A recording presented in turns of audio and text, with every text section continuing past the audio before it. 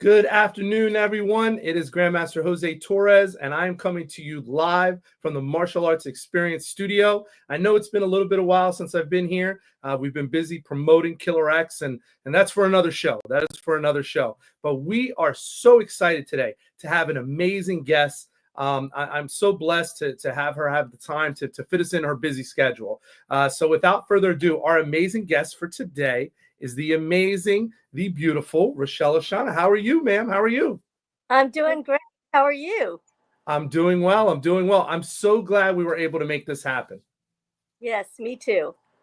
So I want to start because obviously we have a big anniversary coming up, right? Kickboxer. It's been re-released and been all over social media. So I want to start right away from our viewers. Tell us, how did you get involved in the film industry? Well, I used to teach surfing in Maui, Hawaii, in Lahaina. And one day someone came up and they wanted me to sing in a band. So we did a competition called Battle of the Bands. And we didn't win, but we did get invited to go sing for some producers for ABC. And that was back when Robert Wagner was there and Jill St. John. And it was a lot of groups of people who were in the industry that came to Maui. And after that, then they invited me to go to a event in California. My family was living in Los Angeles at the time, so I'd go visit them at Christmas time. So they asked me to go to, it was just kind of like a party. I went to that, and then a director saw me and said, would you like to try out for this part called Chasing the Sword? And basically, my start of Hollywood was a not start because the film never went on. Oh. However, I ended up getting an agent. I started doing commercials. So I did Coca-Cola commercials, international, and I did local commercials for California. And then I started getting into films. Wow. And I started doing bit parts. I was in General Hospital, Young and the Restless, Santa Barbara, all the daytime Wow. soap. Yeah, and yeah. Of the nighttime shows, 227, Sunny Spoon, Magnum PI, and a list of different ones. And then I got into some films. But the major film that I ended up being on was Kickboxer. And that was with Jean-Claude Van Damme, Michel Cuizet, and Dennis Alexio, as well as Haskell Anderson. And we had a great time. Iconic film. Here's a shot here with you with Jean-Claude Van Damme. How and this was this the first feature that you had done at that time? By that point, that was the largest. No, I had done a movie called Fright Night 2, and okay. that was kind of like my introduction towards being on a set for a long period of time. We were on the film for 3 weeks, so it's a lot of work. Yeah, it was a lot of fun. But then we ended up doing some other projects where I did smaller parts. But afterwards, I started doing lead roles, Kickboxer being the first, and then I did other martial arts films. I did Karate Champ, Sword of Bushido, Carjack, and so that was a genre that I really stuck with and had the pleasure of working with martial artists, and that's what got me. Now, Rochelle, you have a martial arts background. Let's talk about that. Yes. So when I was in Kickboxer, Michel Cuizet actually was training me in kickboxing. We did a scene, and for one reason or the other, they thought it was too tough, so they took it out. But that was my start of my martial arts career. They started training me in kickboxing. Wow. Then when I went back to Hollywood, I trained with the Inisano Academy. Okay. And one of maybe 4 girls that were there. The first year I was allowed to watch, but I was not allowed to train. So it's kind of like a close-knit group of guys who Guru Dan Inosanto only trained the advanced students. So his advanced students trained the other students. And I got my training from Eric Paulson, who's very big in the world of jiu-jitsu and in Shito wrestling, Right. and Jeff Amata, who is a martial artist as well as a very well-known stunt coordinator, and Chad Stanislavski, who also he was a Right. part of that was there. So I was able to learn from some of the best martial arts in the film industry, as well as be exposed to the stunt world too. Wow. Now, Rochelle, and us talking before, you also did some stunt coordinating as well, right? You did some fight choreography and things as well, right? Well, I was the assistant stunt choreographer for Jeff Amata. Okay. So yeah, so and then I did some stunt choreography for a film here in Maui called it was by a German production company, and the film won an award. It was called um, Enter the Paradise, Okay. and film that was a documentary about what makes you happy. And one of the areas was a girl who was from Hawaii who was looking to get land. As a matter of fact, she still hasn't gotten her land, but that was one of the things that she wanted to do. And this was probably about 14 years ago. Wow. Did this film, and I choreographed a fight sequence with all sticks, knives, and swords. I trained mostly with weapons. Right. So you did action. Fright Night was more considered horror, right? That's more of a horror comedy kind of, right?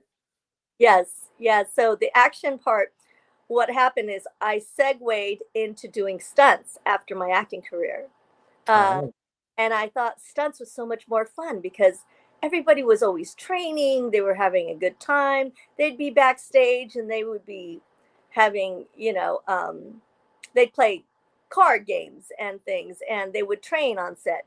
So I was like, I want to do that. So I went from acting into stunts, mm, and then from there I became a producer and director for commercials and smaller venues, and I really just wanted to get back to Hawaii. So right, right. So right, because you're back in Hawaii now, right? No longer in LA. Or I know you go back and forth though, right? I go back and forth, yes, and that's what I did when I had my career in Hollywood. My son just got his entertainment law degree, Oh and wow. so shout out to Colin for getting your law degree out there. And Absolutely. so I pretty much took a pause in my career for him, and slowly but surely I'm getting back doing some projects. I always had one foot in the door. Right, right, right. Now you just did and tell us as far as current projects or projects that are going to be released because you just did I saw a post on Facebook with Alan Delaby, right? You just did a film with him. Yes, I just did a film with him, Shepherd's Codes 2, and really excited for that to come out. I will be in a sequel after that, on the third Shepherd's Code, and I get to do some martial arts, so I can't wait to do Nice. that. So I'm just Awesome, awesome. a little bit back in the game of martial arts. Now and in Shepherd's Code, I also saw your good friend and my good friend now too because I had him on the show, Haskell Anderson. He's part of the Shepherd's Code as well, right? Well, actually, what happened is he came to visit me on the set. I said, "Come on down. I'm here in LA. I want to see you. Let's." And when he came on the set, I'm like, "Don't we want to get another kickboxer icon in here?" And David Worth was also there, who happened to be our director for Kickboxer, and he's also a mentor for Alan in his projects. Oh wow. So it was fun, and he ended up getting a part in there, and he just was shaking his head. He was going, Rochelle, what are we doing? I'm like, let's go. We're back at it. So That's it's been awesome. years since we all got together again, and it's kind of fun to get back onto the scene and Right. do things. And I'm happily engaging in a lot of different projects. There's a project here in Maui that I'm also going to be working on too. Um, that's for television. So I'm looking forward to getting my feet back in the In the entertainment. game. A lot of fun. Gotcha. Yeah. Have you had a chance? Michelle Kesey, obviously he refers now as Muhammad. He kind of uses his main name now. Have you had a chance to speak to Muhammad recently, or? I just through Facebook and through social media, social media is wonderful. It allows us to reconnect to people we haven't seen in a long time. And and we always wish each other happy birthday and happy holidays. And we also hopefully look forward to working together again on another project. Awesome. Yeah, we were blessed to have Muhammad. He was in my film Killer X. He was one of the bad guys and just an absolute gentleman and just a pro to work with. We had a great time with him. So I got to ask, we're going to go back to the Kickboxer now because a lot of people have a lot of questions. So was Mr. Kesey as mean to work with as his character Tong Po, or was he just an unbelievable gentleman? Well, I'll have to tell you, he trained me in kickboxing during the film. And we would hang out together, but on the days we worked together, I wouldn't see him all day. And I would stay away from him while he was doing his makeup. And we would only see each other on the set on that day to get into our. So, as you know, he was the nemesis of Jean-Claude, and he was also portrayed as somebody who would do anything to just to be on top, to be the winner. And so, with that being said, we would have a blast together and lunch and dinners with the whole crew. We were like one big family. I was their sister, Yeah. that they were out for. So forget it. There was no chance for me to find any guys to hang out with because they were always there, They right? were always there, right? They were Michelle, they were protecting you. You were like, you were the flower. They were protecting Yeah, you. I was there. And we were all so young at the time, so it was nice to have that kind of crew with us. And also everybody was international. So there were probably about 4 or 5 languages being spoken at the same time on that set, which was a lot of fun. And so I met some people there from the Philippines, and I was able to speak Tagalog to them. And then we had those who were Chinese, and they spoke Chinese, Mandarin. And then we also had people, obviously from Europe, so they were speaking French, Jean-Claude and his crew. Right. And so it was quite a diverse culture of different people that were there. I think our makeup artist was from Australia. Wow. So it was a lot of fun to see people come together that way. And that's generally the way it is on an international film. Right. People come in from all over the world and somehow we get put together, and it's almost like adult camp where it gets to hang out, Yeah. for a Yeah. few months. And but I feel like it was a blessing. It was a great group of people. Now, Really a could lot. you tell, obviously 40 years later, the impact, the way that the film became an iconic film in martial arts in general, not just for Jean-Claude Van Damme, but in general, what that film means to a lot of people. When you guys were involved, I mean, did you have a feeling when you got done filming, like, we have something magical here, or was it just like, you kind of were shooting, you weren't really sure? Because I know it's hard, right? Like, you hope that it's a hit, but it's hard to know. I think with the success of Karate Kid and that franchise, we were right behind that. So we were watching that success happen for them. And as it was, everybody just had this feeling that this was going to do great things. And people were telling me, I mean, for me, I was kind of oblivious to the whole martial arts world. I was just entering it. Right. So, with that being said, I was constantly working. And so, even when the movie first came out, we didn't realize what an impact it had. And 30 years later, we still are amazed at the impact that it's had on the community.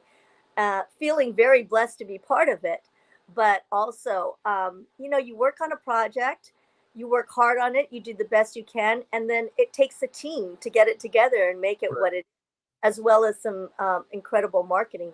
And I think that part is completely out of our hands. And I think they did a great job at marketing and getting us out there. And like I said, this has been something that's been going on 3 decades.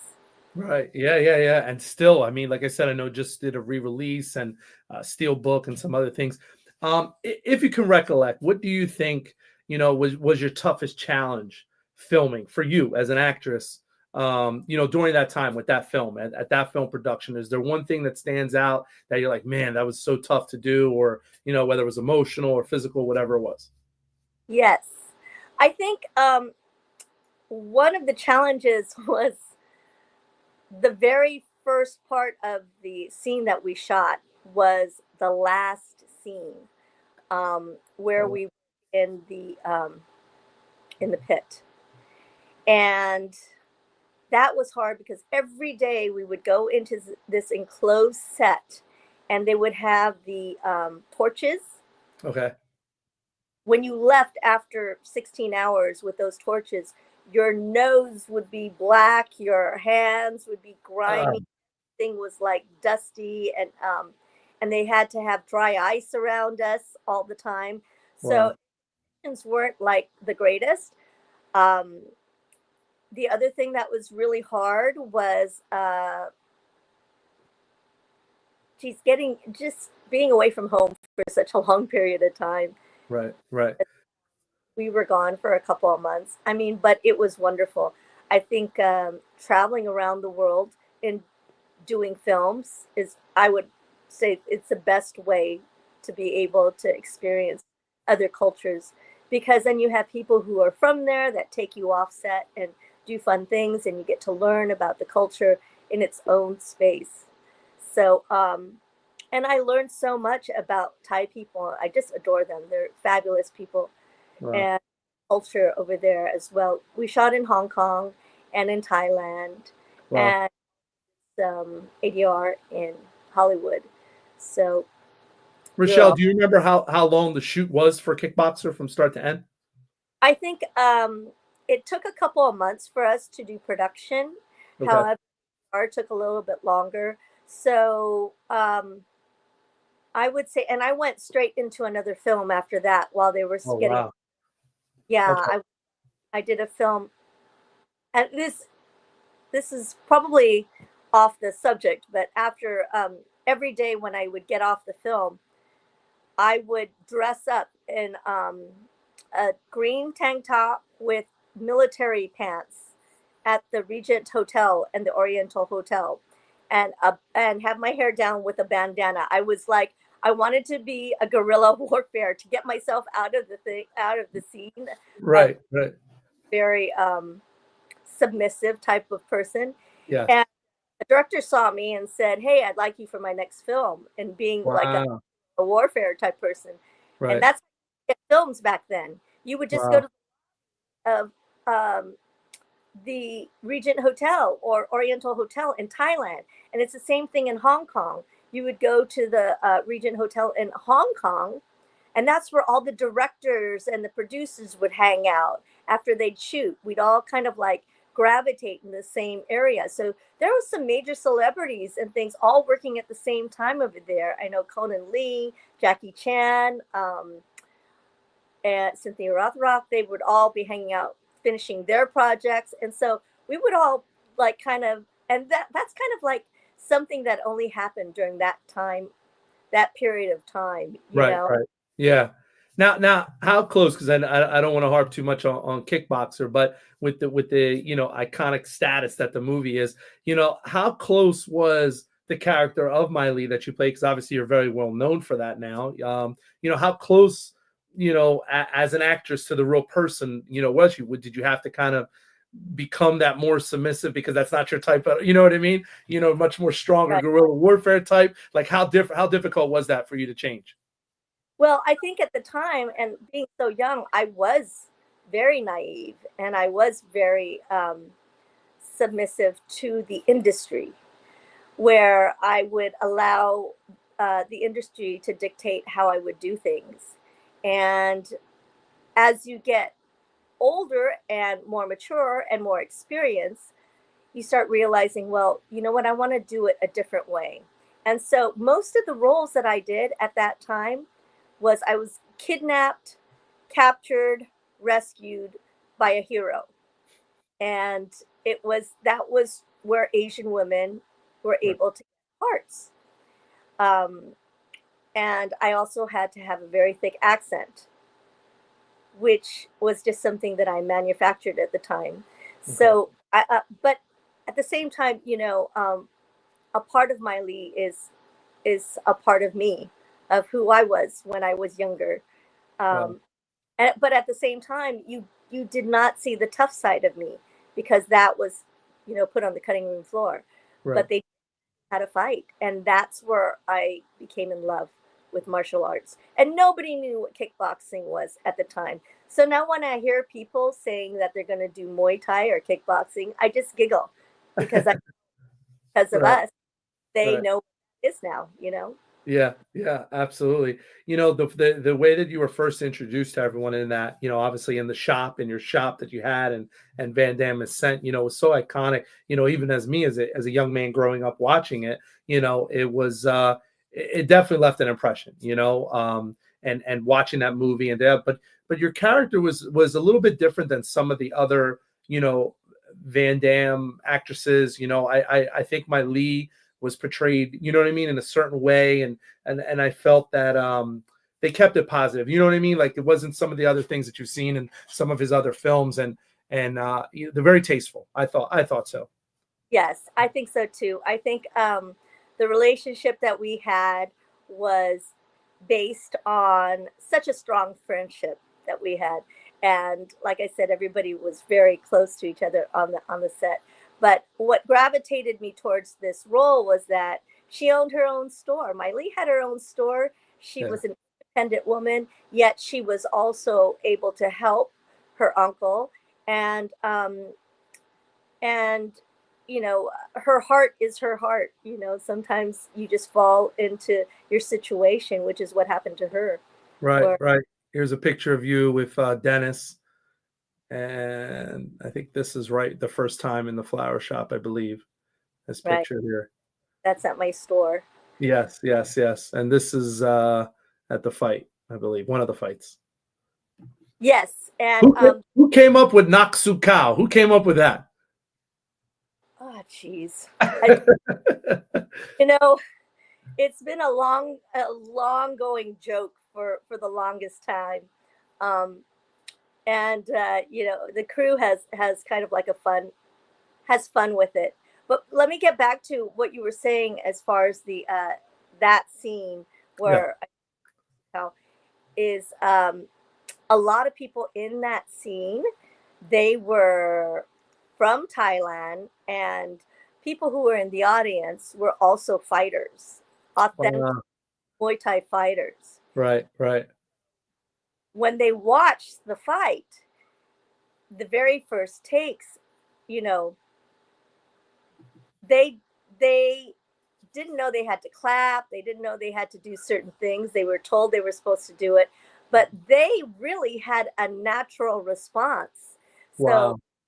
them, really giving Jean Claude the support. It was, or when one of the Thai guys won the fight, that was real. They didn't Wow. say anything to them because they were fully getting entertained, and Wow. that was a lot of fun. That was a fun scene. It was a good scene. Yeah. Now, did you get to work again at all with Jean-Claude, or that was the only film, right? Yes. That was the only film I worked with him for the Kickboxer Okay. franchise. Gotcha. Okay. And then did they reach out to you at all for Kickboxer 2 for the character, or no, they totally went away from all the other characters? I think Kickboxer 2, they had a whole different storyline, and Okay. it was not attached to Kickboxer 1. So you see the disconnect. A lot of us were not there. There was Right. a big disconnect. And that's why Kickboxer 1 kind of lives on, because that was the one that really connected and resonated to everyone. Right. Right. Right. So Rochelle, after you finished Kickboxer, you said you started getting involved with stunts and some other things. Um, what was the next, if you would say, big film after Kickboxer that you do? Not necessarily the next project, but what do you feel in your career is that next influential film that you did after Kickboxer? I did a lot of fun movies. Um, I did one called Blade with Wesley Snipes, Oh, where wow.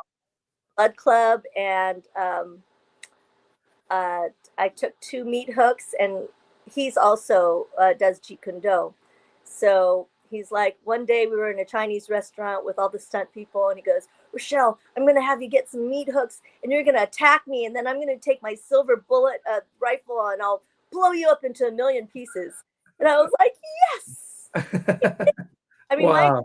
martial arts was trying to do it like a B movie at the time because I was training so much. I was literally training 2 hours in the morning and then 2 hours in the afternoon. And on weekends, we would go out with a stunt team and we'd go out and practice stunts. We didn't, there was no stunt school at the time. So we all kind of just got together and tried different things, And so I did that, and Escape from LA, which is another film with Kurt Russell. Yeah. And that one, what I really enjoyed is you didn't get to see my face. You just saw the back of my head. So every day I died in a different outfit with a different wig. It was a blast. Oh my And God. did that in Universal Studios. So that was a film that I really enjoyed. We all rode in the Harley Davidson. Had like 5 Harleys that were part of the show, and we got to ride up to Grumman Chinese Theater on the Wow. Harleys. Oh, Yeah, wow. yeah, and that was a fun show. And let's see, I did Village of the Damned, where I helped out with some stunts, and oh, Power Rangers. Yeah. Tell us your Power Ranger story. I didn't know that. So Power Rangers was shot in um, Australia, the original movie. Okay. So I went to Australia and I helped out with Jeff Amato, who was a stunt coordinator. I helped him with some of the stunts that he was doing for the fight scene in this big empty uh, building. It was so cool. They were Oh, doing wow. flips and everything. They had them on wires, and the cool part about it is a lot of the Hong Kong stunt performers started to come into not Maui, started to come into Hollywood, and those those were some of the best stunt performers, athletic and aerobatic people on the planet. Right, right, right, right. So we were able to use some of them. So Uh, the journey was a lot of fun doing stunts and doing martial arts. I trained a little bit here in Maui in martial arts doing Shenko, and I became a third-degree black belt in Shenko wow. style. Um, I think I was the only woman. There was probably um, Chief Sianko. He trained 5 of us to be uh, instructors, and I Wow. was instructor for that at that time. Wow. So Wow. I, in his style of Padoy, they did a lot of eskrima and kali, as well as knife and some stick fighting, but mostly eskrima. Wow. Now, since your acting career has had both sides, you actress and stunts and coordinating, is there one specific aspect that stands out to you the most? Like you love doing regular acting, or I love stunts better. I know you've already hinted towards it, but if you had to pick, if you say, If I had to pick, I'd love to do stunts and acting. I enjoy that part of it. I've produced, I've directed, and I know as a director and producer like yourself, there is no sleep.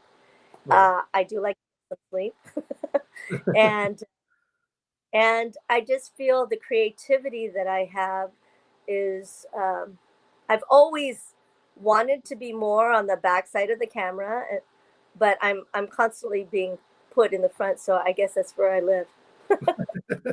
Got you, got you. And balancing a family and your son going to law school, like that's a lot. You got a lot going on. Yes, yes. And so I'm kind of enjoying myself now. Um, I'm open up to more projects to be able to do that now that I've finished that part of my life as far as, sending off somebody to high school and college. That was quite a lot. But Absolutely. it is an adventure to be able to go out and do other projects all over the world. Gotcha. Anything else that you can allude to that you have coming up besides Shepherd Code 2 and 3? Well, I have another project here in Maui, but I haven't had authority to talk about it yet. Okay. So once that comes out, you'll be one of the first people to know. Awesome. Thank you so much. Thank you so much. Real fast, Rochelle, we have his name is Vimal. He's from Trinidad and Tobago. He logged in. If you could just say a quick hello to Vimal Jagu. I'm actually going to see him this weekend in Trinidad as well. If you could just give a quick hello to him. Hi, how are you doing? Yumal, this is Rochelle Ashana, and I'm happy that you're here today. So it's exciting for us to have our friends and fans come aboard and say hello to. Thank you so much for being here. Mahalo. Thank you, Rochelle. What do you feel is the biggest obstacle up and coming actor now? Because obviously, you're still acting now, and you started in let's say the heyday or the golden era of martial arts. What do you feel is the biggest challenges that an up and coming actor has to go through now to try to break into the scene? What do you think? I feel like I would say it's so much easier now to get in as it was previously because you can talk to people all over the world where we used to have to walk around with a resume and a headshot and Right. go from project to project and ask them if you need anybody on set. You at this point you don't really need to even have an agent. What you have to do though is probably have somebody on your side to help you with contracts. So definitely, if you have somebody who knows about contractual law um, for entertainment, that would be the key thing. And a lot of people don't realize that once you get the job, you have contracts to deal with, and there's fine print. And if you're new, you don't know what to ask for. Right. So it's good to have somebody, maybe an entertainment lawyer. Colin, right? Your son. There you go. Maybe he'll be able to help you. And there are a lot of managers that are in the entertainment law field for that very reason. But it's not something you can do as a hobby. I would highly suggest that if you wanted to get into this profession, that you seriously take it as a full-time position. Right. Bob is really going training and learning as much as you can about your craft so that on the day that you become the lead person, you know every aspect of it from not just memorizing your lines, but how to be on a set, what is expected of you, being able to have the stamina to stay up 16-hour days and work, Right. the rigor of being on a project. Sometimes, it might be to all nights. Right. And that you would have to adjust yourself. You have to be able to go with the flow is what Right. I really recommend. And those people who really want to train in a martial arts film, go to a dojo. There are great dojos where people are filmmakers like yourself.